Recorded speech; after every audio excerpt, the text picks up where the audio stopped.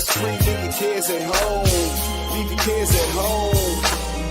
Do your two-step, get your groove on. This is feel good music, you can move on. Relax, stress-free, leave your cares at home.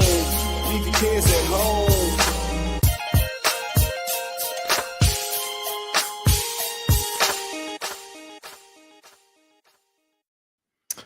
What's up? What's up? What's up? What's up? What's up? What's going on, everybody? We are here again on a Tuesday night. It is my favorite person to grill, chill, or kill with. Laura Russell's in the building with me tonight here. Laura Russell's here, everybody. All right, and we're going to do what we do here. If you've never been here before, God help you. God have mercy on your soul. I don't know how I don't know what kind of problems and stress you've had in your life to lead you here. But man, we're going to try to help you laugh it away. We are silly here. We are here to have fun, just a light atmosphere. I hope you don't want to learn anything. If you want to learn something, man, I'll tell you what, you can learn nothing from me but patience. You learn patience from me. But no, we like to have fun, laugh here. We are ketogenic people of all types. Most of us, some of us not, but that's okay too. If you're not, this is exactly where you need to be. But we don't just talk about what we eat. We are more than what we eat. We are people too. And so we like to just have fun, and we go wherever the wind blows us. So how have you been since our last time, Miss Laura? What's new with you? I've been good.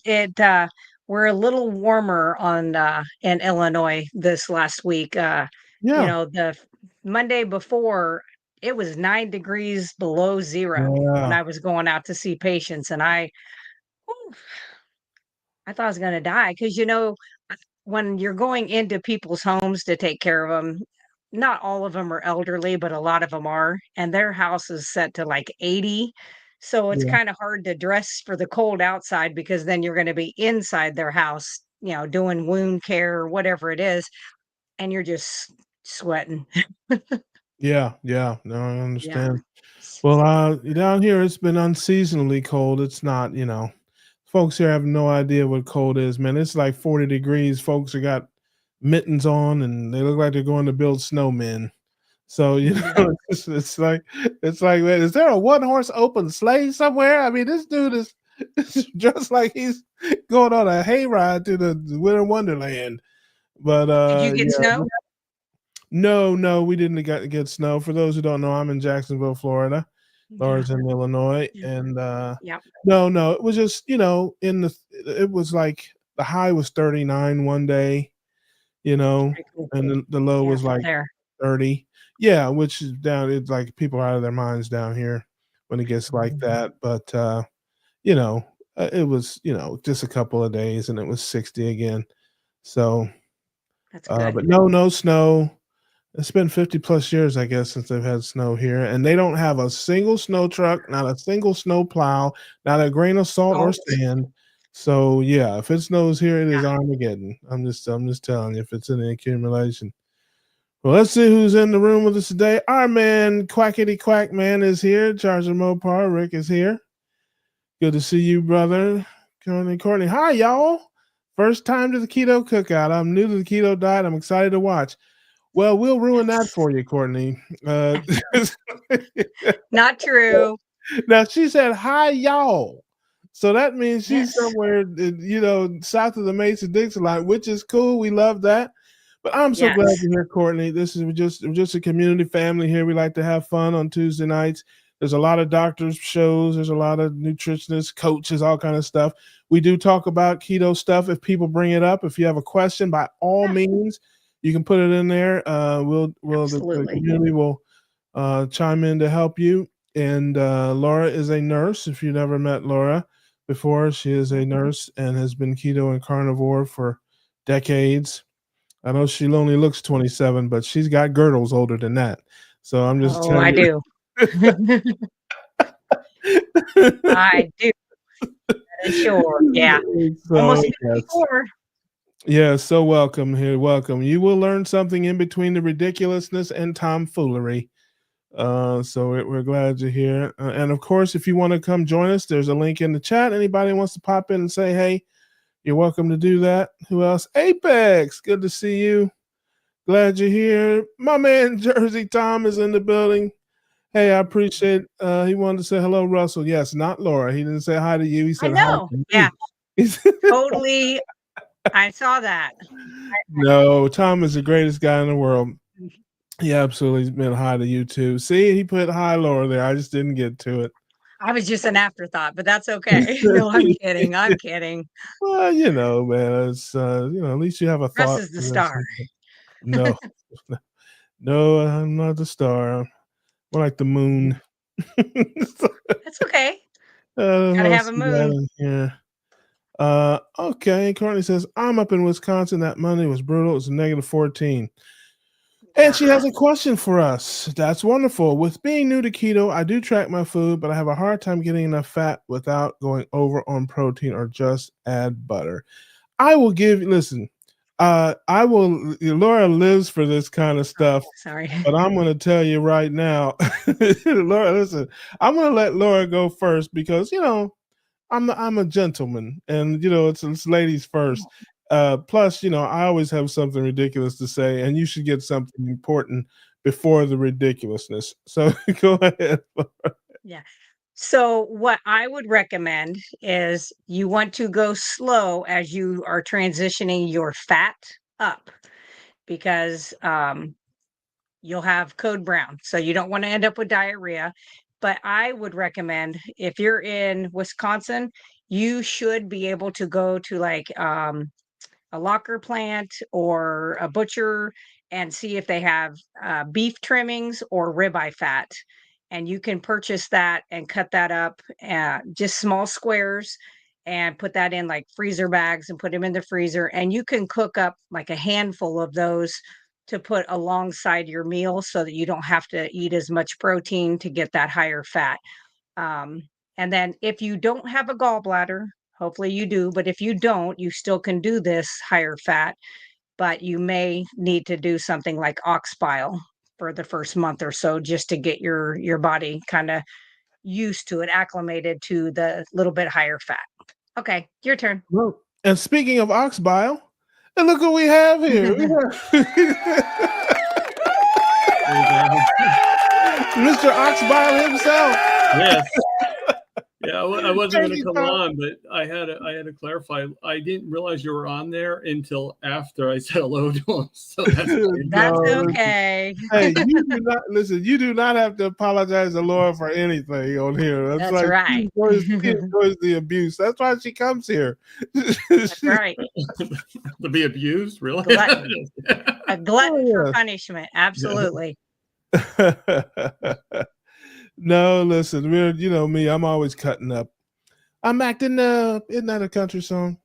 But anyway, good to see you here, brother. Now I will see. Here's the question I have. I'll put the question back up there for those who may not have seen it or don't know. It says, she's up in Wisconsin. That's Big Ten country, and it says, she tracks her food and has a hard time getting enough fat without going over on protein. And my question is, says who? How do you know you're not getting enough fat for you? And my question is, how do you feel? My question is, are you meeting your goals? Is there some, reason that you feel like you need to get more? I need more context. I need a little bit more information before I can give you my ridiculous answer. So, so you can tell me or tell us why you feel like you're not getting enough fat and where that comes from. So, and while you're doing that, I will look at some other comments here. I got some other folks coming in the room. Originally from Ohio for 40. Oh, OH. Oh, there you go. That's right. I am my Buckeye sister there. And I love that. Courtney. Simpson. Good to see you here. I haven't seen you for a while. Russ is here. I didn't think he was a grilling man. He told me once not to look to him for advice. Yeah, this is virtual grilling, Simpson. This is virtual. I'm the virtual grill meister. Okay, at the Keto Cookout, man, everything I make is delicious. Okay. But if you in real life, not so much. Not so much. They ought to listen. If assault and battery of of meat was a crime, they put me under jail because I do criminal things to perfectly good pieces of meat. So Karen is here. Hey, Karen, good to see you, beloved. I'm so glad you're here with us tonight. We are hanging out on a Tuesday night. As always, if you want to pop in, you can. There's a link in the chat. If you have a question or something to talk about, we'll talk about that. But anyway, Tom, back to you for a minute. What were you saying? You were going to say something. Did I interrupt you? When? Just now? Oh, no, but before when you came on, we were kind of in the middle of a question. I thought you were saying something, and I said, hold on, and Laura gave her answer. No. I have to admit though, last time I saw you, I was trying to say something and no one was letting me talk. Oh, yeah, I forget what I was trying to say, but I was like it was just getting past. Listen, this show has a mind of its own. It does. Well, you had so many people too. I mean, Bob was on. You were, and there was another guy too. I think DC was on. Yeah, Dave was on. Yeah, that's the beauty of this show. I never know who's going to be here, who's not going to be here, who's going to pop in, who's not going to pop in. It's just that's what makes it interesting, But don't be afraid to throw some elbows, brother. If you want to plug myself for a second, I actually was on Dave. I actually was interviewed by Dave Mack today. Oh, shout out to Dave Mack. Love Dave. He's great. That's my guy. As a matter of fact, one of the classic moments ever. If we ever did a greatest hits of the Keto Cookout, Dave Mack will be on it. He was on the show several months ago, and we asked him a question. It's probably been a year ago now. What's the weirdest thing he ever ate?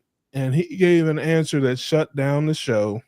If you have to go back and see that. If you look if you look under a little like teaser. But if you look, it's easy to find it because his picture is in the thumbnail. Like back when we first started the show, we used to invite people on and schedule them and all that, and we put their thumbnail in there. So if you go back to the old episodes of the Keto Cookout way back in the day, like back when Adam was on it and stuff.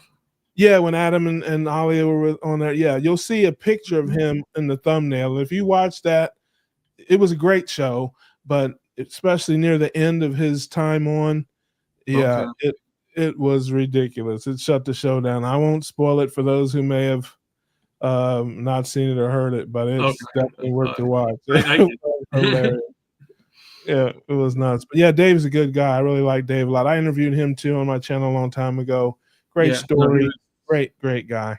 He was like very easyggoing and interview. I'm not gonna lie, I was nervous. I mean, it was my first actual interview. I mean, this kind of thing was one thing, but to actually be interviewed one-on-one, but he let me do most of the talking. So I hope everybody enjoys what they see with it, and doesn't just shut me off, but no, man, people love that stuff. I used to when I had time, I did a lot of those interviews. I called them, I had a series called Keto Conversations, and had a lot of people on there. I just unfortunately haven't had time to do it, but with me, I always did it more like a conversation than an interview. I didn't want to interview anybody, and I don't think anybody wanted to be interviewed by me. So, but we just talk and hang out and just try to have a fun conversation. I mean, it's sort of what you do now in a way. You just that's what I'm all about, man. I'm all about having a good time, having fun. Life has a lot of problems, a lot of struggles and trials and tribulations, man. So sometimes you got to laugh to keep from crying. I definitely attest to that. I just try to put a smile on folks' face once a week if I can. And it's good for me too, man. It's very therapeutic for me because I certainly have my struggles. I have had a hard time over the holiday season and some things there. So I definitely look forward to Tuesday nights to just come in here, be silly, have fun, and talk to everybody. And, it's therapeutic for me. But I think Cranky, my main man, I said I first came to Keto Cookout to see some cooking. That's virtual. It's virtual, people. It's a virtual cookout. Right. But unless Rick is on, and then it really is a good guy because he eats on every show. I think he eats in every episode. He really is grilling. But funny. Karen says Dave Mack is a classy, kind gentleman, indeed. Exactly. Yeah, Rick says I'm staying out so you get more talk time, Thomas. We get a lot of people popping in. Yes, Rick is a favorite. Everybody loves Rick. What's not to love, man? He is a heck of a guy. And there you go. Oh, and I was Dave's first interview, as everyone. I know, I saw it. Yeah. Wow. I didn't know that. All the videos and the same. Yeah. Hey, what's going on, William? Good to see you, brother. Good to see you. Courtney put another. Courtney says during research, it was kept saying your diet should be no more than 10% carbs, 15 to 20, 78% fat. I do cook with butter from the Amish. Do you track this? Well, I'm the wrong person to ask because I'm not very, Laura and some other people are more of those tracker type people. Oh, no. No tracking. Oh, I figured being a nurse, you do things like that. I am not. Nope. I am counting nothing, weighing nothing. Okay. Now you've been doing it 114 years, but like at the beginning. Well, yeah. At the beginning, did you? You didn't? No. Oh, I got you. I did keto for so long. I did keto for 28 years that everything was weighed. I have that food scale. Mm-hmm. The only time I use that food scale is if I'm weighing out tallow or things for my ingredients for my product. So like for my lotions and stuff and my tinctures. And so once I became carnivore, I'm like, I am never weighing another thing. I just really went to basically eyeing, this is 6 ounces of this is 4 ounces. You can basically guess after you've seen it enough times. But when I did keto, I did do that. But even at that, they're kind of giving you a baseline, like these are the kind of the numbers, but everybody is so individual. You'll have to play with those numbers. And the closer you can get to lowest carb possible, the better you're going to definitely feel. But yeah, I think it's a good idea to kind of stick to 10 carbs or less a day. Well, that's if you want to be a carnivore. I'm not sure what I'm not sure what your goals are. She's keto. Courtney. Yeah, what she's trying to. Question for Courtney. Go ahead, Tom. Well, looking at this, it looks like she knows her. Can you put it back up? It looks like she knows her numbers. I mean, the 0 to 10% carbs, 15. It looks like she knows what she needs to do. My question is, it says, I do cook with butter from the Amish. 2 questions, actually. Is she asking about the butter? And what's the difference between Amish butter and regular butter? Her original question was, how do I get more fat in my diet? That was her original question. And Laura gave her some examples. But my first thought when she asked the question was, why do you think you need more fat in your diet? Like, how much are you eating? Is this something that, are you having a health problem and you need to do it? Or is it something you just read in a book or heard somebody say? I was just trying to get an idea because, it's very easy to look to the right and the left when you're on this keto road and look around what everybody else is doing. And this life is one size fits most. It's not one size fits all. So, and then the other thing, is what is she trying to do ultimately? Is she starting it with ketogenic to get to carnivore, or is she happy being keto? I just have a lot of contextual questions. A lot of in between questions in there. Yeah, but my philosophy is what Laura said at the end is a a carb number that you want to stay under, and then eating where you feel full and satisfied and feel good and have energy and such within that carb number. So, and I've always been, if you look back at the old shows, a carb number guy, the whole carnivore, ketovore, dirty this, clean that, it drives me bonkers because it means so many different things to so many people. And people sometimes get, my thing was always everything else in our health is numbers. Our blood pressure, our weight, our A1C, our blood sugars, everything is numbers. So I'm like, what's your carb number? Well, mine is 20, or it's 10. Somebody else is 0. I mean, that tells me what you are right away. If you say my carb number is 8, meaning how many carbs you generally eat in a day. Right. You know, I know what you mean. Yeah. Mine is 4. Okay, well, I know you're a carnivore, and the only carbs you're getting are probably a little bit of hot sauce or something. Maybe you're putting on something. Or eggs. If you tell me your carb number is 30, well, I know kind of where you're at. You're eating some vegetables, maybe a little fruit or this or that, the other. Yeah. You know, and here's the other thing, as an evangelist, because that's what I always consider myself, most people have no idea what their carb number is. They couldn't tell you to get out of jail. So when I meet people who are sick, or they maybe they hear me somewhere else, or they're like, I heard you talking about this. I'm like, what's your carb number? And they're like, what? You know, I mean, it's like, how many carbs do you eat in a day? And a lot of them don't even know what carbohydrates are. So, you know, they're like, well, I don't eat a bunch of sweets. I'm like, yeah, but every time I see you got a bag of corn chips, you know. Not much better, right? It's like, it's all carbohydrate. It's all full of grain. So what I would say, you know, especially if you're just starting out, and maybe you're that type of person, you know, some people are very analytical that way, and they like to break everything down, all that.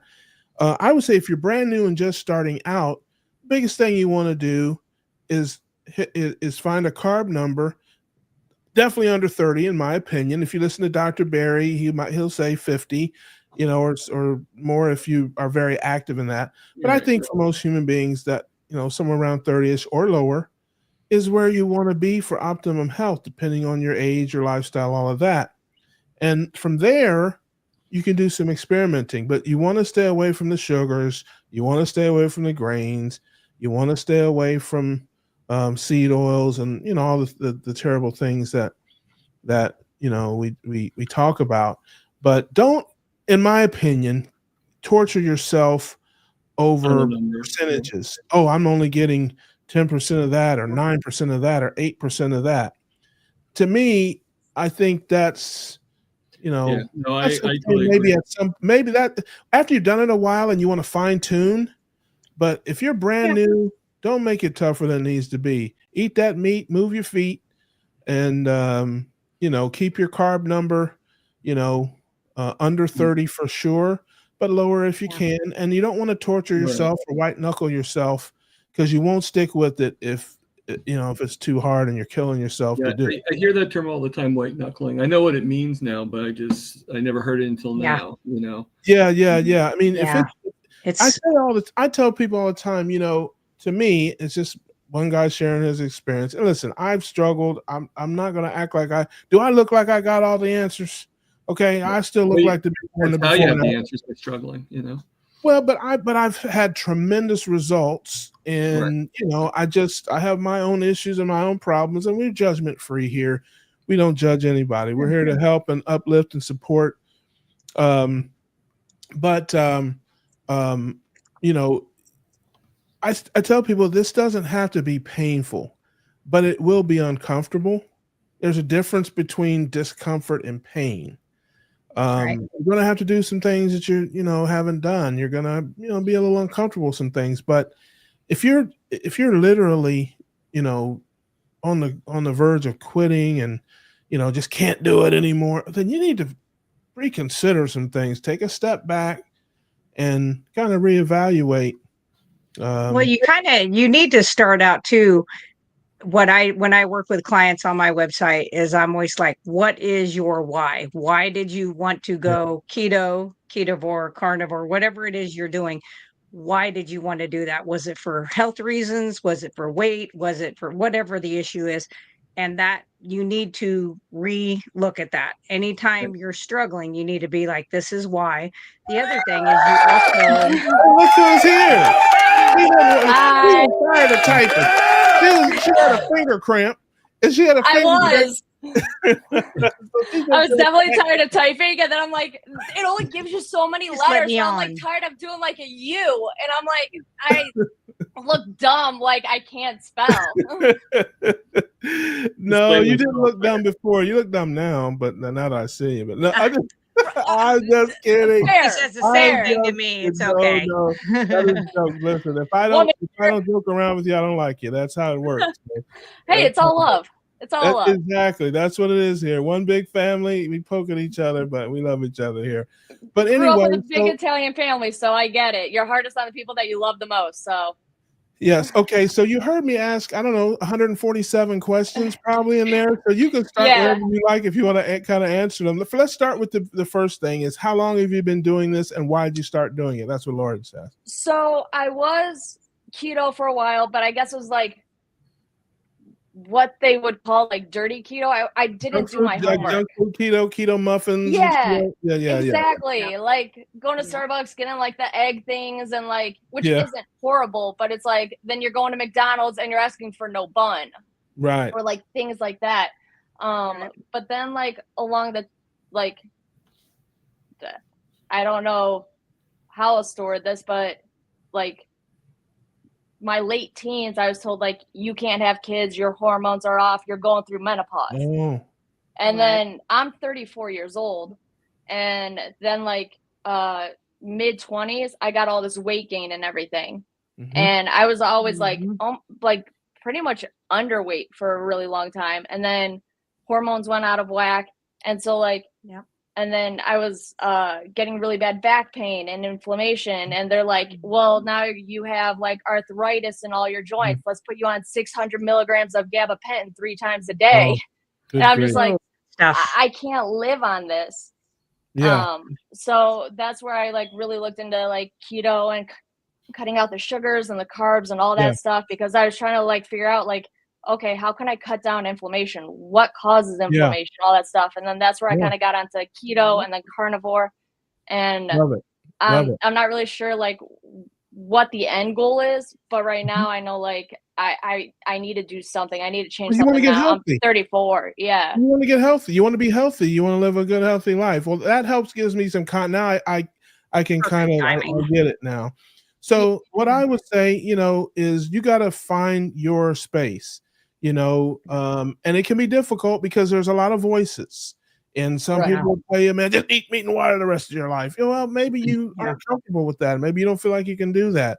Other people, will tell you other things. You got to find your space, but keeping the main thing is at the center of it, in my opinion, and that is high fat, high protein, low carbohydrate. That's where the rubber meets the road. Now, to you, to Laura, that's meat and water. To and you, salt. And salt. Yeah, right. But to you, that means salmon and broccoli. I mean, to someone else, it may be, a little bit of fruit or something here or there. Bottom line is, you got to keep your proteins and fats high and your carbohydrates low. That's where you start. Especially with hormone issues. Like I said, a lot of the people I've worked with on my website is women who are having like PCOS and polycystic kidneys and all these issues and all these hormonal like Hashimoto's. And we've been taught for so long, especially through the 90s, which you would have been you'd have been a baby in the 90s, but because my daughter's your age. So, but it was low fat. And that is so hard because the first thing that cholesterol does in the body is makes our sex hormones. First thing. Then the next thing it does is help our vitamin D be absorbed, which helps your immune system, your bones, and your immune processes that are working with, the rest of your endocrine system. And then to feed the brain. Our brain is up to 65% cholesterol. So you may be, and this is just a guess because I've done this for a little while, is that eventually I could see you being like me, doing the very high fat. Doesn't mean you don't be doing some vegetable carbs, but just because your hormone, problems, that's, and the inflammation, getting rid of the arthritis. I've seen several people that had, they were in their 40s walking around like an 80-year-old, walkers and canes. Sugars and grains are very inflammatory, especially grains. I don't get any species of animal. I don't care if it's a shrimp, a chicken, a goat. If they want to fatten them up, they feed them grains. Human beings are the same. So that's the sugars and the grains are everything. And that's where most people get their carbs, and then drinking their carbs as well.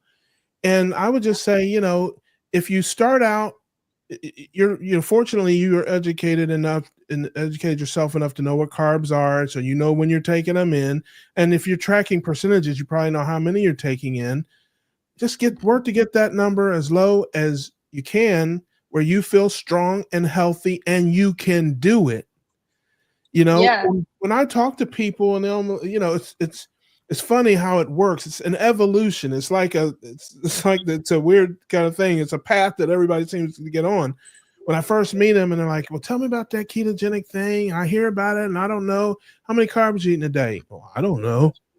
Then a week later, they'll come back and be like, I ate 350 carbs the other day. Yeah. And because again, most people drink more carbs than they eat anyway. And so now I got them because they're thinking about it. It's like it's in their head, and they're watching, reading labels, and it's like, and they'll come back to me. It's hilarious. I'll say, did you know that a can of beans has 90 carbs or whatever? I'm like, yes. Yeah. But it's like the thing. And then they start to get the number lower and lower and lower and lower, and they start to feel better. And it's just a process for most of them. Yes, there's a small percentage of people who just throw everything out of the house and start eating meat and water, drinking water for that. That's not the path that most people take in this life. I say all the time, carnivore is like Denny's. It's not some place you plan to go. It's somewhere you kind of end up. Yeah. Well, and that's what kind of happened with the first time when I did it too, was like I jumped right into it. I didn't do my research. I didn't look into really anything. And I set myself up for failure than success. That's where I'm like, okay, let's roll things back. Let's start with keto, have a goal for carbs. So 20 grams is the most carbs that I'll eat in a day. And that's really the thing that I'm tracking. But then it's okay, did I have enough fat today to outweigh the protein? And then I get in my own head about it, but it sounds like it's more intuitive eating than anything. I wouldn't worry. That's just what I was going to say. Eat till you are full. Yeah, I wouldn't worry about that at the beginning. Nope. Or OMAD or 2MAD. I would eat meal times. I try to not do the snacking in between. But if you have to eat 3 meals and you eat till you're full, that is what the body needs to heal. And then you will get into whatever is right for you. It's like that N=1 experiment. Because I have done OMAD, I have done 2 meals a day, I've done 3, I've done several fasting just to kind of see what worked for me. And I mean, I've been doing this almost 6 years carnivore and then 28 years keto prior to that. And, mine was different than everybody, everybody's is a little bit different. But the main thing is, if you're walking around hungry, as he calls it, white knuckling it, that is not, it's not going to help, because then what's our brain do? We've got time to sit there and think, and if you're an over analyzer like me, I'll analyze it to death. Here's another thing too, at least I can speak for me. I can't speak for everybody, but I know a lot of people have gone through this. The first month or so of this thing, your appetite and stuff is all over the place. Because your body is your body is amazingly resilient in how it conforms to how you torture it. So it's it gets used to those high carb diets and that stuff, and then all of a sudden you switch up, and it's like, whoa, hold on a minute now, what's going on here? It's like, where's the Pop-Tarts and the Hot Pockets? And so and your blood sugars and your insulins are lowering. And your body has a natural place where it kind of calibrates these things, knowing how you normally are. And so when you start changing, it starts lowering your blood sugars, lowering your insulins. That can trigger appetite. And so you'll be hungry as a bear for in the middle of the afternoon for no reason. You're like, what is wrong with me? Until you get into a place where your body's like, okay, this must be the new deal. This is how we're rolling now.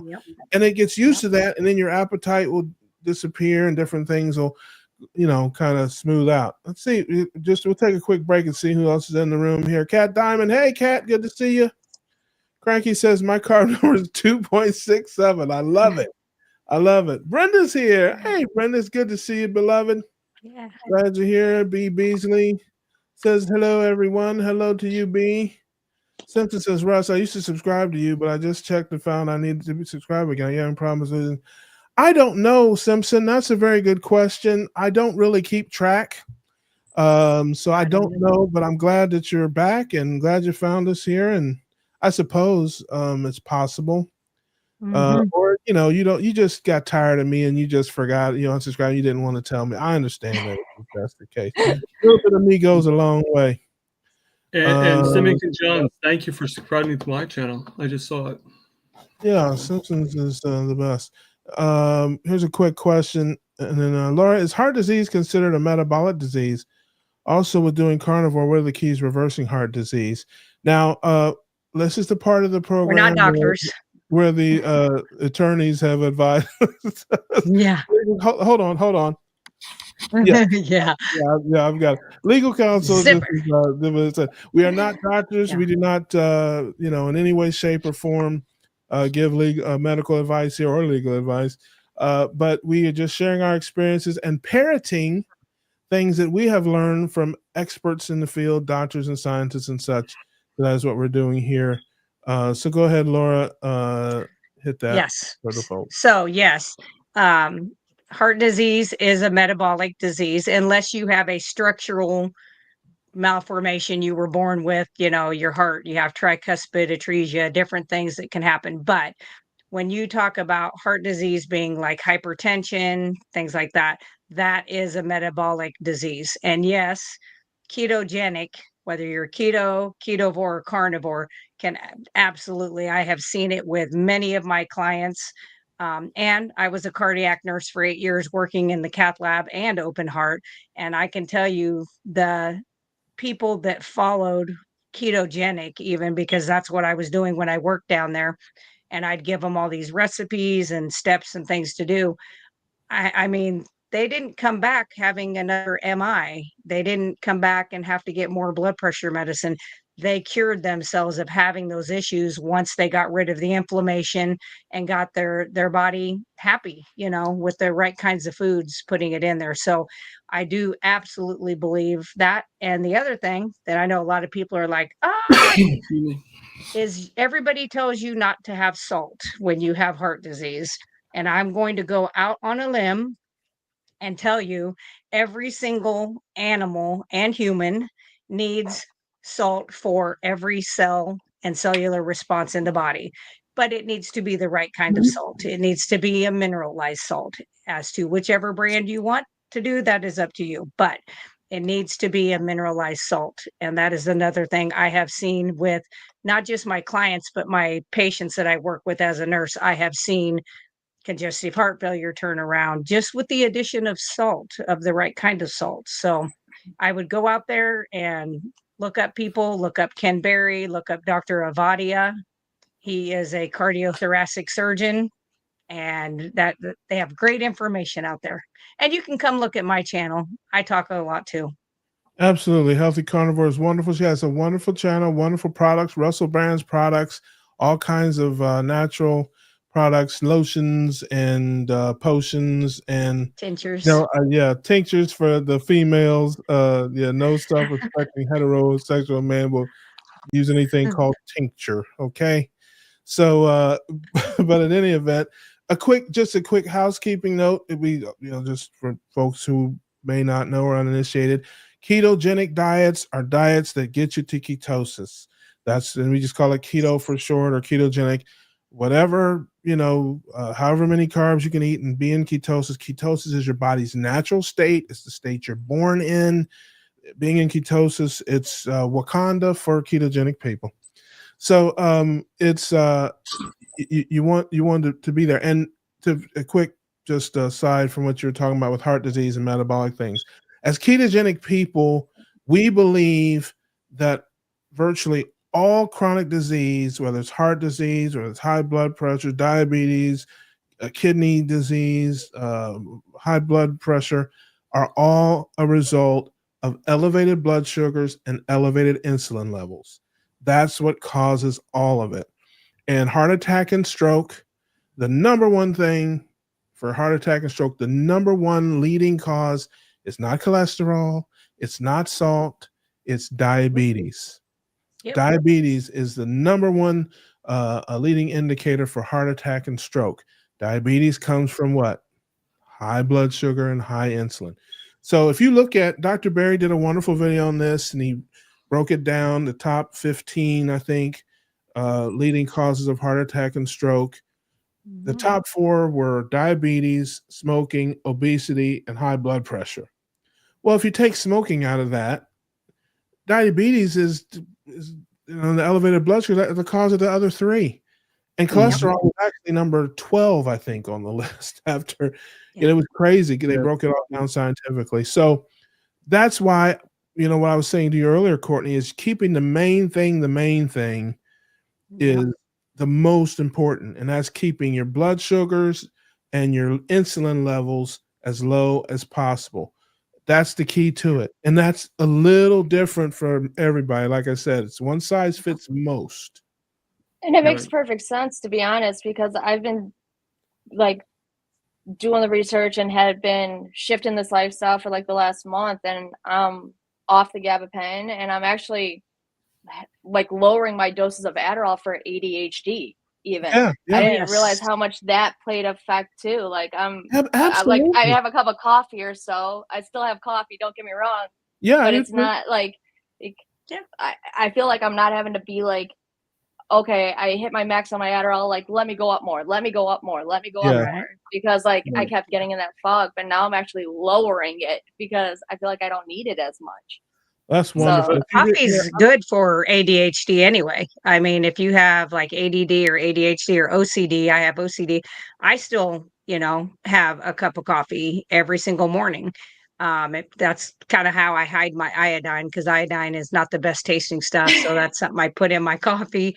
But high fat is really good for the brains, especially of people that have those kind of disorders, because your brain is electrical. And so ADHD and ADD, you're kind of misfiring. You've got all these extra impulses coming out.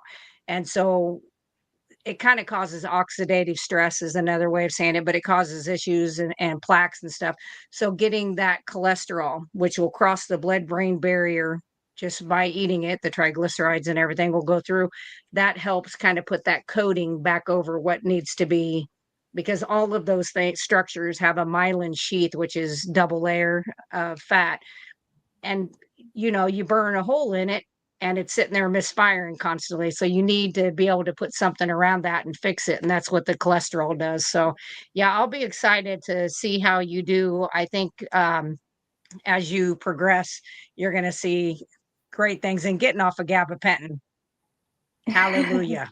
Yeah, we got you, Court. You're in good hands here with the Keto Cookout community, and we'll definitely help you. But again, where you're at, again, there's a lot of white noise, and I don't want to minimize anybody. There are so many different things you'll hear, and it all works for somebody. So you mentioned coffee. I drink coffee every day. Of course, there's so much cream in it. I don't know how much you can actually call it. But hey, I do have the grounds. There are some grounds and hot water involved. But I drink vanilla ice, like a creamy iced coffee, just about every day. But other people tell you, oh no, man, coffee gave me the hives, or so. And then dairy, it's like, I slow sip heavy cream like bourbon. Okay. I mean, it's, I love it. Other people are like, oh, that cream, and it gave me it gave me a bunion on my left toe. I mean, it's like, and I don't care what it is, even meat. Oh, you got to eat it raw. And other people are like, oh, you got to, it's just, there's so much white noise. And I'm telling you, try it all. But what all of us have in common, no matter whether we drink coffee, whether we have dairy, whether we eat raw meat, whether we eat well-done meat, all of us have carb numbers that are, in the low double digits, probably, for most of us. But, here you're open. You can, we don't care. You can be eating a donut right now, if, as a matter of fact, I say if you are eating a donut right now, you're right where you need to be, because we'll help you. We'll knock the donut right out of your hand. I truly appreciate all of that. That's right. That's right. Yeah, because I know what it's like to be kind of new in this thing, and you're just like, this is like, I'm like, it's like so much. What? I don't have anything left. Now they're telling me I can't drink my coffee. It's Well, like, it's not only information overload. It's like some things I've noticed are like consistent.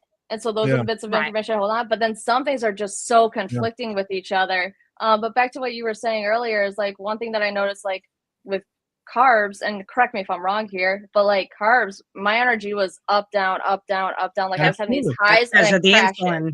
Because your blood sugar and insulin is doing that. Fat, it's just maintain and then a slow decline down. And then I'm like, I'm sleeping so good. I'm waking up earlier than I'm setting my alarm for. And I'm like, well, I can't go back to bed now. I'm wide awake. Let's go. Right. Well, your blood is your key to life. I mean, if your blood is all whacked out, you know, then everything else in your body is going to be whacked out. And you mentioned, you know, having kids or whatever. I mean, PCOS, I don't know if you had that or were ever tested for it, but PCOS. They said it was premature ovarian failure, so I have no clue. Still going through testing and stuff. Again, not a doctor. I talked to Dr. Kiltz, you know, or somebody that's an expert in this, but I do know for a fact PCOS, polycystic ovary syndrome, is the number one cause of infertility. And you can read Dr. Ben Bickman, you can read D'Agostino, you can read it, whoever you want. High insulin. I sat in Orlando, Florida 2 years ago at a health symposium, a ketogenic health symposium, and listened to a woman in tears talk about how her and her husband had tried for almost 3 years to get pregnant. And they were about to start doing in vitro and all that stuff, and a lot of money and shots and all that stuff. And they came across a friend who told them about Dr. Bickman and some other books, and they changed their diet and got pregnant in 90 days, and they had 3 kids now. And she was in tears talking about her 3 children and how, you know, all she did was her and her husband went heavy meat-based keto for 90 days and got pregnant. So again, it's because if you listen to Dr. Bickman talk about it, especially, he's like, you know, for years, you know, kind of the conversation about insulin is what it does, but every cell in your body has an insulin receptor. And what we're finding out is not only does insulin do things, it keeps other cells from doing things. So it's like a weird, it's just finding out how important it is in every aspect of our body. Not only can it do things, but it can stop other cells from doing things when it's elevated. So it's amazing what changing the diet would do. So I wouldn't give up if that's a goal of yours to have kids and stuff. I wouldn't give up on it. Get your diet right. And as you guys were saying about the insulin too, and correct me if I'm wrong here, I'm not in the medical profession. My parents are, but I don't understand all that lingo. My mom does tinctures too. She got out of Eastern West or Western medicine or Eastern, and then she started going more holistic and everything. She was like, I'm done with this. I'm done with like big pharma. Notice Laura and I talking. Notice Laura, she said her mom. Okay, her mom. My mom's a nurse. I do it. I do it. But does your dad use them? We have a running. My sister does. My brother does. My brother does, his wife does, their kids do. So yeah, we all use them. We have the immune system. We have a running joke about that here. That it's literally a tea, except for the ones that she makes that are alcohol based, and then it's like you got to dilute that in water because that's like rubbing alcohol. It's strong. You can take shots of it. You can like you can't do it with this. It's too that strong. might be a little more masculine than you know. What's alcohol based? Rust. But mix it with a little diet Coke or something and just take it back. Yeah. but go ahead, Court. Go ahead, Court. Going on to what you guys were saying too, the other reason why I wanted to get into it is because medically, even though I'm 5'4" and I'm 175, which is the heaviest I've ever been, but they're calling me like clinically obese and stuff. And obesity, like serious obesity, does run in my family. So I'm like, I got to do something now. But then also the heart disease and type 2 diabetes and type 1 diabetes. So I'm like, I really got to nip this in the butt because there's starting to be like a genetic trail. If you listen to some like Robert Kiltz is famous for this. I've heard him say that this many times. Shout out to Kiltzy. Obesity in and of itself doesn't cause anything. Obesity is a symptom of a problem. Obesity is not the cause of anything. Obesity is caused by the same thing that diabetes is caused by, that kidney disease is caused by, that high blood pressure is caused by, that all these things are caused by. Just being overweight in and of itself isn't going to be a problem for anybody. Maybe your joints or things like that. But in terms of chronic disease, he said absolutely not. High blood sugar, high insulin levels cause all of it. Yeah, for sure. And with kind of like having multiple family members have both type 1 and type 2, and then doing, again, research, like just learning now that our cancer levels for middle-aged women and type 2 diabetes are both at its highest that it's ever been in hundreds of years or something like that in America. So I'm like, there's definitely a correlation there. And as far as I know, cancer feeds on glucose and sugar and stuff like that, and then it mutates and stuff. So I'm like, well, it makes more sense to go keto then, especially because cancer runs in my family too. So it's like, this just seems genetically to keep pushing me that way. Well, if you get just ketogenic people, Dr. Thomas Seyfried, if you read him, he's helped tens of thousands of people probably. He says it all the time. Cancer is not a genetic disease. It doesn't matter that your mom had it or your cousin had it or whatever. It's a metabolic disease. Show me somebody with cancer, I'll show you somebody with high blood sugar and high insulin levels. Because genetics, they say genetics loads the gun and your lifestyle pulls the trigger. Because if you look in a lot of people's family, now some people with the type 1 diabetes can kind of pass that on. That one I have seen go through family members that had nothing, they didn't eat the same way as their parents. Most of the time, the reason we get these same diseases as our folks and our grandparents is because we tend to live the same type of lifestyle and eat the way they did. It's the way we grew up. So then we just keep replicating that same thing. Most of the time, it is something that we can absolutely beat if we're willing to put in that work. So I think that's all something that you could definitely bypass. That makes perfect sense too, because my family is full of non-compliant diabetics. I thought it was normal that they would have cake and they just increase their insulin amount. I thought that was normal. But then I realized that's a non-compliant diabetic. Let's do let's get some family stuff in here. Jenny says, "Hi guys, hello beloved, good to see you, Jenny. Popped in to say hi on my way to bed. Love you're talking about high blood levels and high blood sugar levels. I fight against it every day and know what you're saying is truth. Keep telling the world. We will do that. I don't know if I said hi to Julia. Hello there, beloved. Good to see you. Julia's out there in New Mexico painting and petting cats.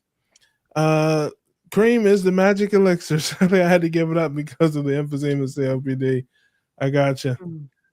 Cranky says heavy cream was my holiday season. Yes, I do like my my cream. Rick says my cat crashed my computer. Well, I thought we had a Simpson has a question. We'll finish. Yes, Simpson had a question, and we'll finish up just quickly to finish up. Dr. Seyfried, and I'm paraphrasing, and I'm pretty sure I have this right. And Laura loves to correct me if I don't. Yeah, that's right. Cancer cells can only use glucose as a fuel. They can't use fat or ketones or things that other healthy cells can use. So if you starve the body of glucose and sugars, the cancer cells are forced to fight with your natural cells for the little bit of glucose that's in your system, and they can't do it, and they die off. And that sums up the way he approaches cancer. But yeah, it's a metabolic disease. To him, absolutely not genetic. Sim says, I love hearing carnivore stories. Can I ask where y'all came from and what this way of eating has done for you?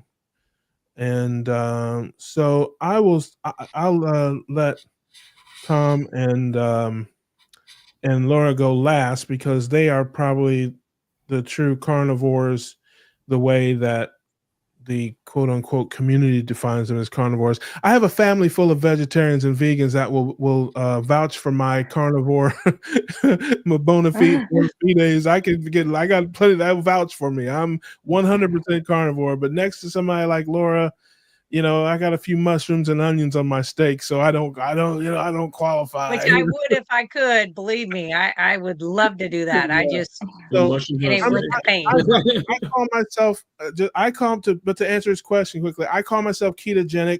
I do live carnivore. You know, most of the time, probably 80% of the time. You know, I'm usually either eating carnivore. I'm falling off the wagon. I'm always on the back of the wagon with one leg hanging off anyway. Dragon. So it's not much for me to fall off the wagon. But I've lost over 60 pounds. I've got my life back. I could go on and on about the things in my life. I'm the healthiest 400-pound guy in the world, probably. My last blood work, my A1C was 4.8. My fasting insulin is down from 23 to 11. You know, it's done a world of things for me. So I'll never go back to my old life. Never, ever go back to that. But I'd be lying if I said here and there I don't occasionally dabble in the dark art of the carbohydrate. But, you know, it's one of those things, you know, it's a process. You got to fight it. I'll never give up. I'll keep working, and, you know, I'm taking the long route. So, Courtney, you go next. Like any other. It's an addiction like any other. Sugar and carbs is an addiction. So it makes sense that it's going to be an ongoing battle with anyone. Mm-hmm. Fairly new to it. Only been doing it for a month.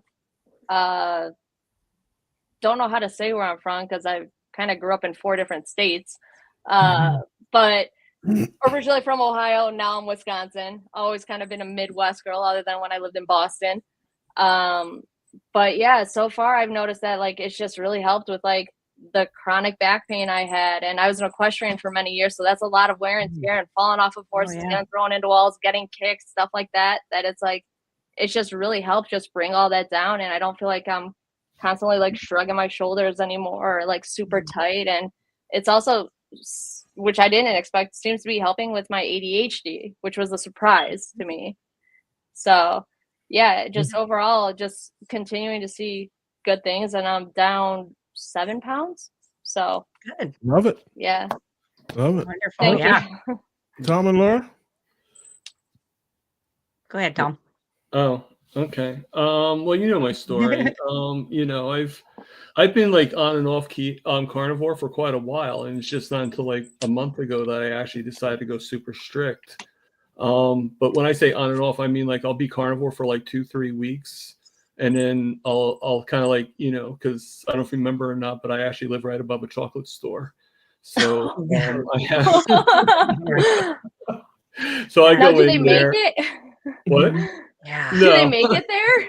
Okay, because that'd be rough, smelling like fresh chocolate coming out of the I know. No, I don't. I still go in there. I get a cup of coffee, and that's all they really serve me. And they actually know what I'm doing, so they're actually pretty good at keeping me at bay. Because I told them, I said, hey, for 3 months, I'm doing this, and I can't have any chocolate or anything. So when I asked one girl actually the other day, and she's like, just to see if she would do it. And she's like, nope, you're not allowed to have any, you know, I just asked for Oreo cookie. And she's like, awesome. Absolutely not. So that's pretty cool. Now, if I go to the pizza place, you know, and I go, you know, I'll be like, yeah, I like to have like a roast beef sub with no bread, just the roast beef and maybe some provolone cheese. And then that's it. Nothing else. No lettuce, no tomato, just, and they look at me like I have 4 heads, and they're like, come on, you want a Zeppeli, don't you? You want something. You know, and I'm like, shut up, and give me my damn roast. I like how you cleaned that up. Yeah, family show. That's a good quick censor. That was good. Yeah. That was fast. That was very good. I'm not so good at that. Yeah, you kind of learn. Like I got really sarcastic with the doctor the other day on a different subject. They actually were trying to push. I think we talked about it a couple of weeks ago. They were trying to push the statin on me. Well, the last one I went to for my endocrinologist, she did it again. So I actually went, I said to her, like, after a while, I just was like, okay, my nose aren't getting through. So I said to her, okay, I'll take the statin if you shove it down my throat. They really used the word shove it down my throat. And she's like, well, I can't do that. That's illegal. I'm like, well, then stop pushing me and shut, like pretty much be quiet. Yeah. Yeah. And, it's like, you're not getting anywhere by pushing me. And this is proof. So again, I conquered the statin police. That's good. Yeah. Nice. I got you. But we'll get back to the question that Simpson asked. Just why? What the way of eating has done for you so far. Yeah. Well, it's helped me. We already know that even like the on and off. It helped me heal. I think it helped me heal a lot faster. Diabetic? I'm diabetic, but I also had my toes all removed and everything. Yeah. So healing from that, healing from just different things. I still have a long way to go. It's not everybody's going to like get healed within like 5 days. My A1C is still pretty high. Because I do a baseline. So until I get measured again in April, my A1C right now is 8.9. It's going to be 8.9 until April. But so I'm doing everything I can, and I've joined so many groups. They help. I'm part of Carrie's group. I see you guys all the time. I'm part of Old Guy Carnivore. I've seen the community, man. And now I've joined Bella. Yeah, I love Bella. Everybody's got something to offer, and just get in where you fit in. People that you feel comfortable with. Some are super strict. Some are, in my opinion, a little judgmental. Some are. You gotta do you. You gotta do you. Yeah. No matter what, in order to be in everybody's group, you gotta be you. Yeah. Laura, take us home on this question. Yeah. Here. So for myself, when I started out, this was back in 1991. So she's like, "What? I wasn't even born yet." I was one. You're one? Okay. I was one. So I was over 313 pounds, and so when I went keto, I'm an all or none personality, so I just jumped in, kind of like you were talking about, but I white knuckled through it because I'm like, I had no choice because of all the stuff that was coming up. I had borderline diabetic. They said the next year I was going to be diabetic, giving myself insulin shots. And I love to poke you guys and anybody else, but I don't like to poke me. So I was like, hell no, I can't do that. So high blood pressure, and then my triglycerides were at least 1,000. They don't know how high they really were because that's as high as their meter went. So went keto, lost 153 pounds, kept that off, went carnivore almost 6 years ago, got rid of depression, anxiety. My OCD is much more manageable. I'd still like things to be where the heck they're supposed to go, just the way it is. But then, cystic acne. I had the hormonal cystic acne that you get when you're going through like menopause, or a teenager, going through with their hormone changes. Got rid of all of that. I got rid of acid reflux and all my joint pain. I didn't have any arthritis yet, but I was starting to get the joint pain, and that's gone. And sinus. I constantly had sinus infections, sound like I was talking, through my nose and stuff like that. So that is some of the others. I wrote them down one time. There's like 25 things that I've had, over this many years completely clear up, but I would never go back. I've had people go, "Don't you want a brownie?" And I'm like, "No, I can have a ribeye. Why the heck would I have a brownie?" Like, I don't miss that because I know how I'm going to feel. And when, like, for me, I'm a motorhead. So like I used to rebuild motors and stuff. So I always look at food now as my fuel. What am I putting in my body for my body to do whatever it needs to do? I want to make it easier, or do I want it to have to work really hard and not know where to put these ingredients that were never meant to be consumed by humans? So that's kind of how I look at my food. I don't care if it's pretty. It doesn't need to be all these colors. I don't care. Throw it on there for 3 seconds and I'm done. So I got a quick question, Laura. Yeah. Were you only 10 when this all happened to you? Because there's no way you're older than me, and I graduated in 1991. Oh, yeah. 73 years old. She is 73 years old. Is she? You look really good for 73. I'm actually going to be 54. So, yes. Oh, you're 2 years older than me. Okay. Yeah. Yeah. Oh, stop it. You got shoes older than that, Laura. I don't know what she's a, that's my sister. I love her to pieces. She knows that. Okay, we have another question. Hi, y'all. For Ingrid and Carlos, I don't remember seeing you here, but welcome, family. Glad you're here. Hi, y'all. There's another one. I don't know where they're from, but they said, hi, y'all. I love it. I want like to know that. what helps with C. diff as far as nutrition. I don't know what C. diff is. I'm not really bright enough to know that, but luckily we have somebody smart on the show besides Courtney and Tom. It says 3 rounds. I'm not. Don't put that pressure on me. 3 rounds. I said you looked dumb early when you first came on, so I didn't want to say it again. Oh, I am. That'd have been too much. No, you're not. 2 rounds of antibiotics so far. It gets better when on antibiotics, but then it returns. What makes it better and what makes it worse? Start out with what C. diff is there, my beloved Laura, and then we'll go from there. So C. diff is Clostridium difficile, is exactly what it's called. And what that is when we take antibiotics, they're great, but they are not smart enough to only go after the bad bacteria. They take out all of the good and bad bacteria. So your gut gets wiped of it. It usually ends up getting lodged in the small intestine, which should have no bacteria, which is SIBO.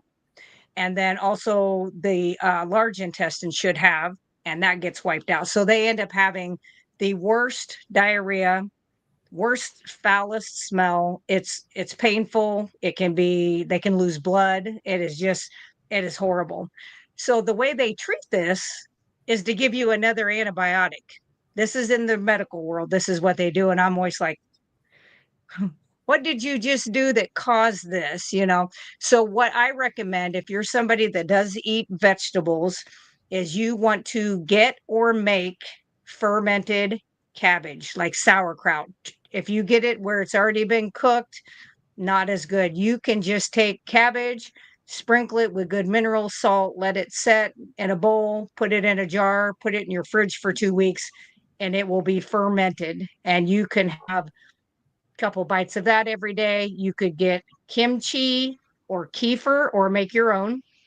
Plenty of YouTube videos out there for that. And then you can get over-the-counter probiotics if you want to. That will speed it up. But if you're wanting to do it with food, I would do it with any fermented type foods to get that bacteria. And I'm a big proponent of oregano oil as an antibacterial. So if you ever have anything, again, and it's not to you got to have an antibiotic stage, I would look up a natural food store, or you can buy it from me. It's cheap. And I would take oregano oil because it is a natural antibiotic and it doesn't wreck your gut. There you have it, ladies and gentlemen, the amazing Laura Russell. Cranky Carnivore Cutler says glucose or glycogen are cancer fuels. Yes, I forgot about glycogen. Thank you, Cranky. And let's see, Simpson says, I don't differentiate between carnivore and keto. They're both keto producing. So I think some people, you know how it is in these YouTube streets. Some people, they don't like to be called ketogenic. They are carnivore, Oh yeah. So, that's why I don't care either. But me neither. I like to differentiate for those who like to be differentiated. And were you going to say something, Courtney? Do you have something to add? Well, I was contemplating it, but first I wanted to say all great nurses have a little bit of OCD. You have to have OCD in the field, otherwise you can't do your job. So that's not. And growing up with that field and stuff like that, I completely get it. But I was also wondering, learning more about what's all in our foods, like the pesticides on the produce and stuff like that, the hormones that are fed to the animals, how much does that impact us even on a keto or carnivore diet too? Because it can. Keto, I would say I felt more effects of what's sprayed on the stuff, but I'm fortunate. I live in Illinois and we have a huge garden. So any of the veggies I was eating was coming from my own garden. And so we spray nothing at all. I mean, we have weeds and we don't care. It's like dandelions to me are going to go in a tincture and they're good for you. So I never looked at it that way. But when we would get stuff from the grocery store, I could feel a difference because you're getting that glyphosate or the atrazine just exactly as it was put on the plant. Where if you eat a ruminant animal, which means has multi-chambered stomachs, they break down a vast majority of those things, even if they ate grass that was sprayed in that, and that doesn't make it to their meat. So when you eat the meat, a lot of people you'll hear, oh, you have to have grass-fed, panda massaged, or no, it doesn't matter. I say, I really have eaten both, and I didn't notice any difference because a ruminant animal is going to break down the majority of that.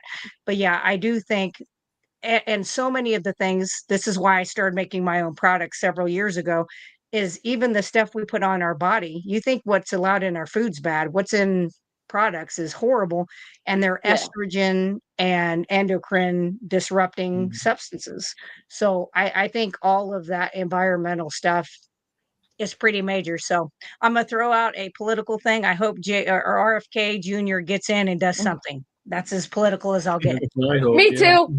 Me too. Because I just found out that they're finding like microplastics in like people's brains and like throughout the body from what we consume and stuff like that. And I'm like, I don't need more crap. But I didn't know if, like the hormones and stuff like that, that's meant to like bulk them up if we're consuming the hormones from the meat sources too, because grass fed or grass finished or whatever, like they're going to get hormones from something. Right. Yeah. Those are broke down in their system. So I don't remember if it was Dr. Chafee, one of them did a study on that, or they did they had them research that, and they didn't find where that led to any of that. So it was a marginal difference. And, I think I don't remember who I heard. It may have been Barry or somebody said it's like the worst, ribeye steak that you could find is better than the best Hot Pocket or Pop-Tart or bowl of pasta that you could ever eat. But, so, even like cold cuts and hot dogs and things like that for people who don't make a lot of money or who are on a budget. It's like it's so much better than rice and corn and wheat and soy and all the stuff that they tell you is good for you. Apex says, I'm currently struggling with my sleep apnea. I mentioned this on my channel and someone told me it was karma because of the suffering I've caused by my selfishness. Well, you're a pretty bad person, Apex. I have to say. That's pretty cool. Dang. That sounds like something Russ would say. Yeah, listen, there's a lot of kooks and wackos out there besides me.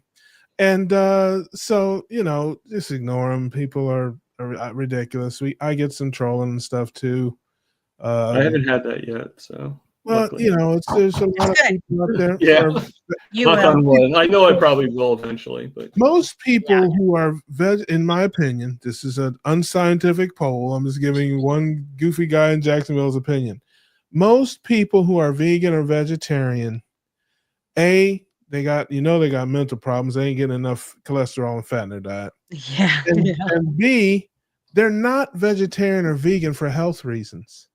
It's for some other reason. It's animal cruelty, it's the ozone layer, it's global warming, it's something else. It's not because. Do you think we're so brainwashed from the food pyramid, which I just learned was made up by like the tobacco company? I'm pretty sure it was made up by the tobacco company. It is. But it's like that brainwash of the food pyramid that it's like carbs, fruits, vegetables, meat, and fat. Teeny tiny fat. Yeah. I'm gonna let you in a little secret since it's just me and you here. It's not, it's not like there's people listening. I apologize if you guys hear noise. My cat is going nuts in the background. That's why I keep muting myself. That's okay. You haven't been watching this show long enough. I have an insane person that hosts the show with me every other week and has a cat as crazy as him. Shout out to my brother Rick. We'll see him next week if you choose to come back next week. Oh, absolutely. No, I appreciate talking to real people who aren't judgmental, but are also willing to just like talk to like anybody. Like this, like I wouldn't have done this unless I was tired of trying to type out everything, to be honest. I agree. Laura and Tom are great. Yeah, I agree. But here's a dirty little secret. I do this every day. Well, pretty much every day. and I still think it's crazy. I mean, it's like you can't like unlearn 50 plus years of living in like a year or whatever. I ate a big bowl of ground beef, a couple hours ago, and I just like, I can't possibly be getting all my nutrition. It's just no. There's got to be my riboflavin. I can't get all the riboflavin I need out of this. It's like there's got to be some. So I do it every day. I've had tremendous results. I'm very happy with my results. All that, and so yeah, it never. At least I don't know how long it takes to like get over that feeling of like I'm insane doing this, but it's been 2 years for me now almost, and I haven't gotten over it yet. So, well, to be honest, the big reason why I'm doing keto is because, like, when I was looking up the nutrients and stuff for carnivore, it's like to get like a good portion of those micronutrients, you got to eat organ meat. But I'm like looking at the capsules, and I'm like, are the capsules really worth it? Like, do you need the capsules? Like, do you need to eat liver? I would listen. Yep. You don't. I tell Okay, that makes me feel better. I sat on here with I forget who it was, and Dr. Hampton was on with us, and I said it right in front of him. I was like, brothers ain't eating no organs. We play the organ. We play the organ, but we don't eat no organs. Okay. And he was like, oh, come on. He said, I said, Hampton, you got my back on it. He goes, yeah, I'm with Russ on that. I was like, and there are some people that do like liver, or like I deer hunt. So I process my own deer. I field dress them, and I do keep the kidneys and liver. But what I do, and I don't do this every day, but when I'm mixing up my hamburger, I always mix it with ribeye fat and run it through a mixer. And then I'll add, either some kidney or some liver. The kidney is actually really good. It's not as strong. I would never sit here and eat a bite of liver. Not going to do it. But I've mixed it in, and maybe 2 ounces, per pound is what I would get.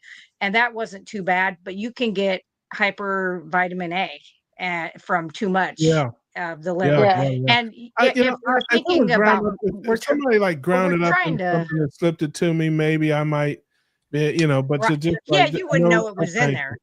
No. But the thing is we're trying to kind of mimic what our ancestors did. And they wouldn't have I'm a good hunter. That's what I'm saying.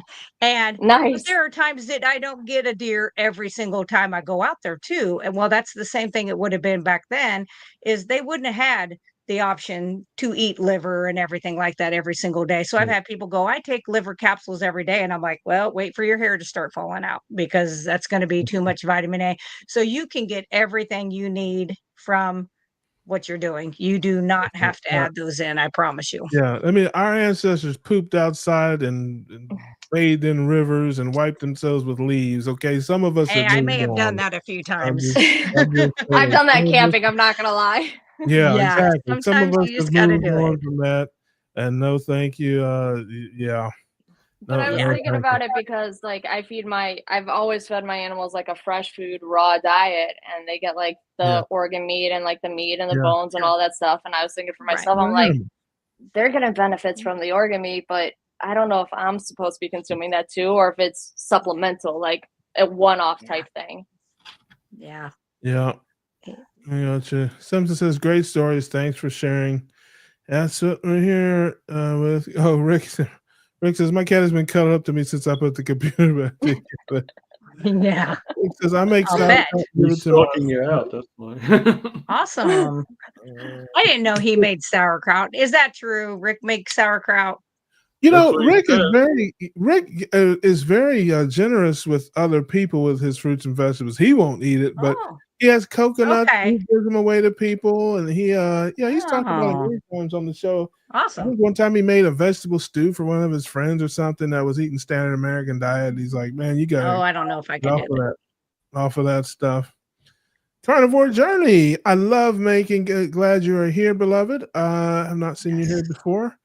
I've loved making and eating fermented cabbage sauerkraut. I enjoy it a few times a week. Yeah.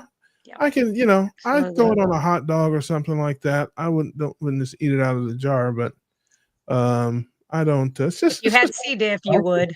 It's just salty, it's not really.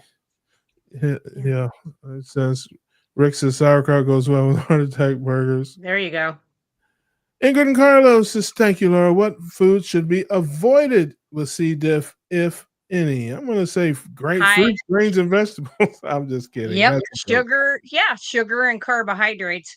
And then I would add in apple cider vinegar with the mother, and I do about 1 ounce of that and 4 ounces of water, and take that down and get those, because that when you get it with the mother, it has all the little SCOBY, basically it's called, on the bottom there. You're going to help get that put back in the gut. And it also can help with people who think they have acid reflux, because I don't believe that's a real thing. Rick says, what's a hot pocket?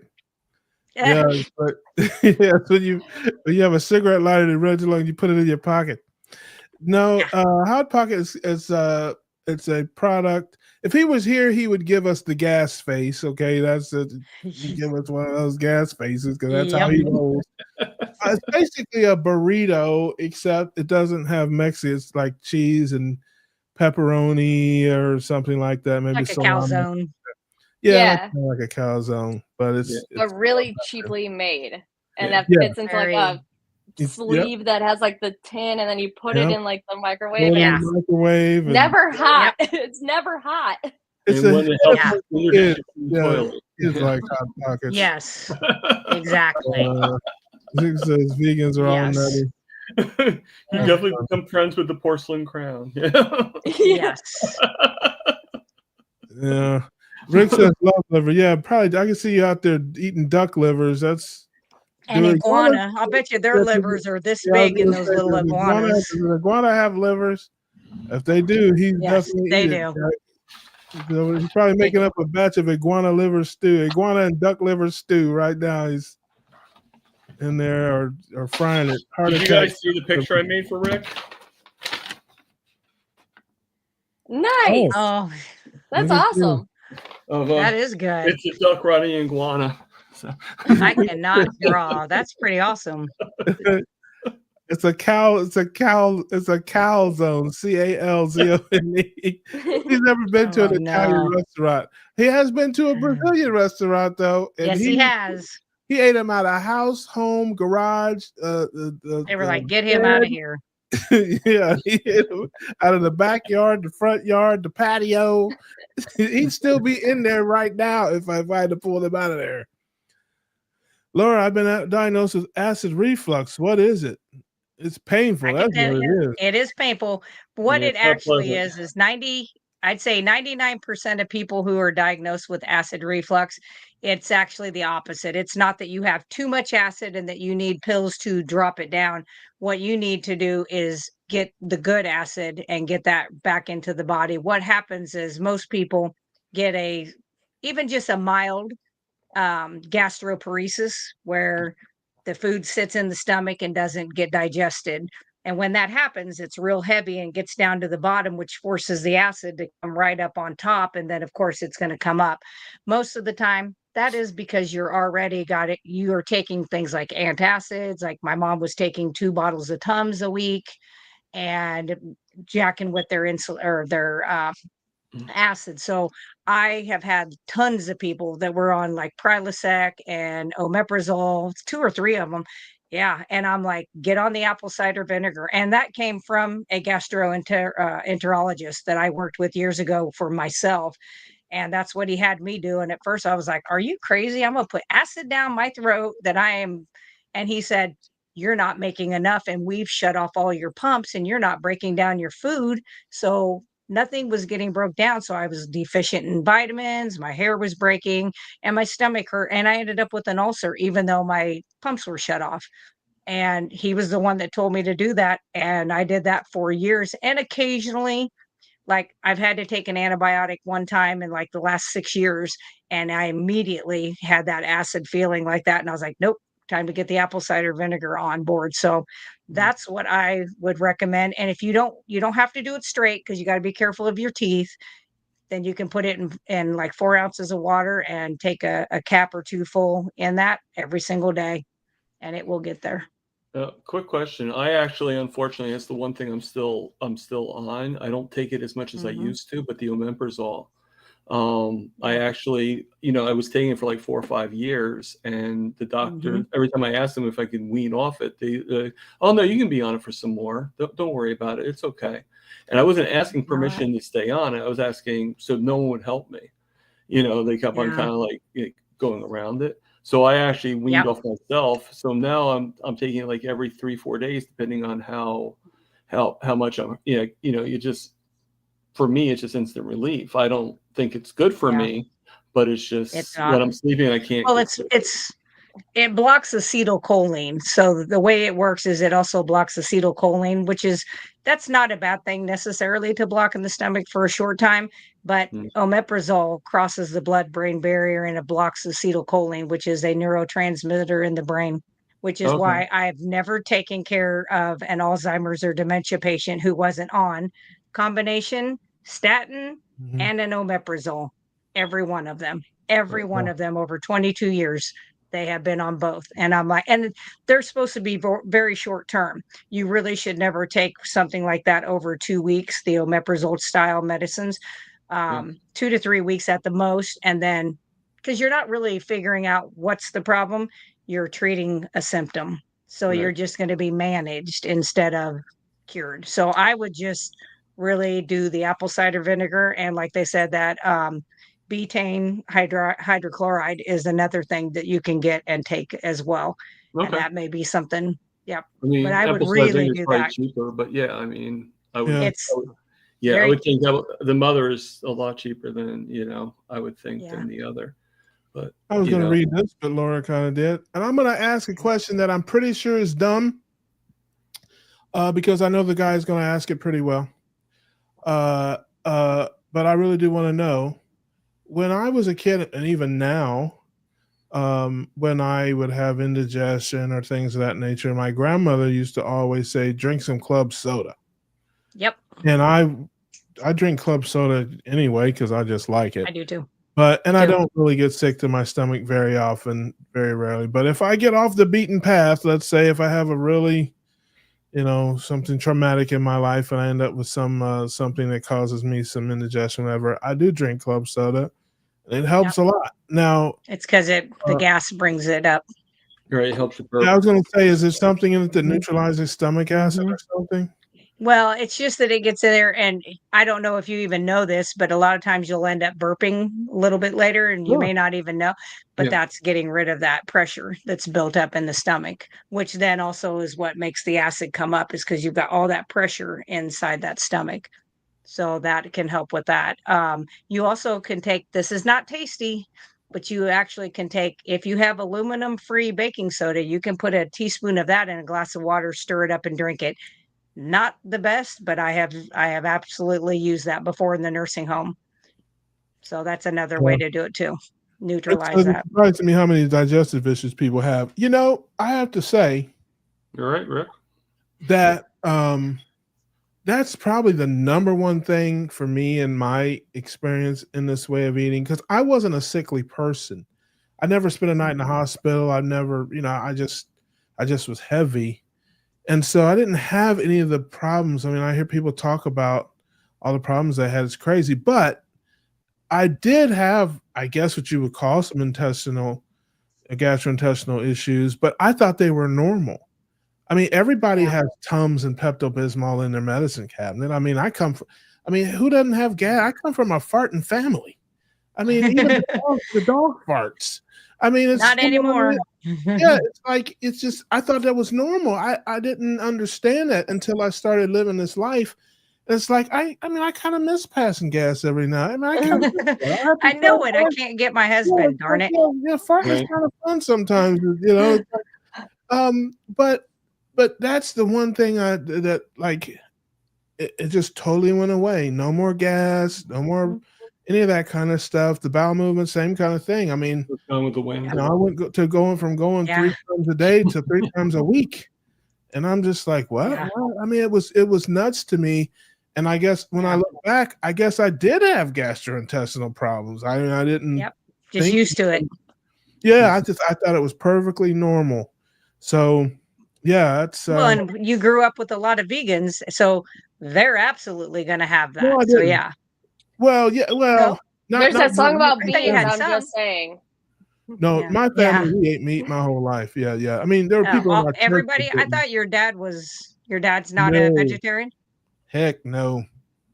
And even Pop Redden wasn't? Yes, no, he was, but they definitely were. Okay. I didn't live with them and like, I mean, they were my circle, but like my circle, my grandmothers, my uncles, aunts, and we all ate meat. Now we ate we had biscuits, rolls, and cornbread. Okay, yeah, we had we're all hitting every carb, and you had to eat it all if you wanted some cake and ice cream. You can't play favorites. Yeah, it's like right. So the answer to that is yes, Rick.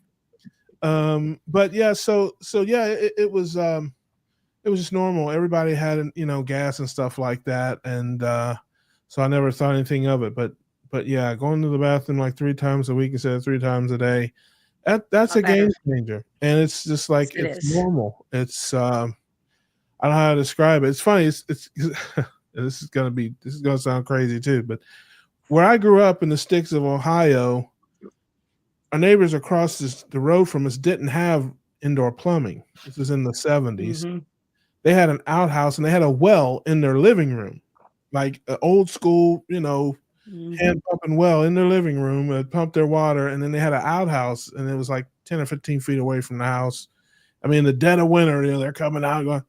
And I used to think to myself, how in the world could people live that way?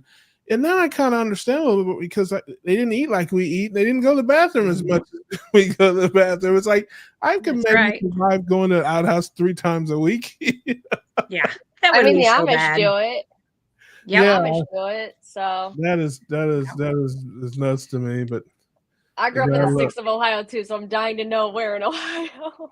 Ashley, Ohio, Delaware, Central Ohio, near Delaware, Marion, Ashley, in that area. My dad lives in Columbus still. Nice. I was Chardon, northeast. Oh, up at, yeah. Geauga. There's some Amish. There's Amish up there. We have an Amish restaurant. Oh, I race horses. I've raced horses since the 90s at Standardbreds. So I've had a lot of dealings with Amish folks. Yeah. Cornbread is so nasty. I can see his face. Yep, I can see the face. Yeah, cornbread is duck food. Not on Thanksgiving Day, it's not. God, that's like my weakness. I'm not gonna lie. Yeah, again, those days are over for me. But on Thanksgiving Day, I lose all my religion. I mean, it's a family thing, and that's the family is the root of all evil for me, pretty much. Whenever I'm doing what I shouldn't be doing, it's always with my family. So this is his motivation to stay single and not have kids. Well, family is root of all evil. Yeah, it can be. What you need to do is you need to find you a keto man, and then you guys can make keto babies. Well, I need a hunter. It'd be a lot cheaper. A hunter, somebody that has a skill. That's what I always tell people. They're my boyfriend does this. That doesn't help you. I said, not useful. It never hits the fan. Yeah, they're not Farmer, hunter. Farmer, hunter, fish, gardener, any of that stuff. That's important to be able to have that knowledge. Yes, I had a rough holiday season. We had a death in the family, and it was so I was away from home a lot and with my family a lot, and my mind was all twisted up, and it was ugly there for a little while. But I'm back on track. I got my mojo back. I'm moving, grooving, steadily improving. I heard a guy say that once or twice. Yeah, so, me too. We're gonna keep rocking. So, but anyway, have we fulfilled our contractual obligations to the family this week, man. We have been here all night. My eyeballs. I know. Listen, the good thing we started early. Sorry, guys.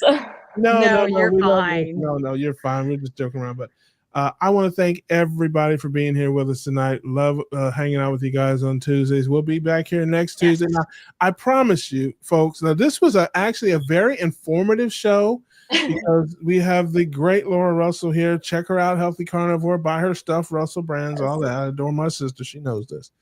So next week, I guarantee you won't learn nothing. It's me and Rick, ladies and gentlemen, and it'll be ridiculousness, tomfoolery, and you will learn absolutely nothing with us two clowns on here. I can guarantee you that. So you got a brain full of information today. That ain't gonna. Don't look forward to that next week. That was it's not how it's gonna go. But thank you guys. Always keep your proteins and your fats high and your carbs low. And we will see you next week on the Keto Cookout Show. Yeah. Bye, guys. Thank you.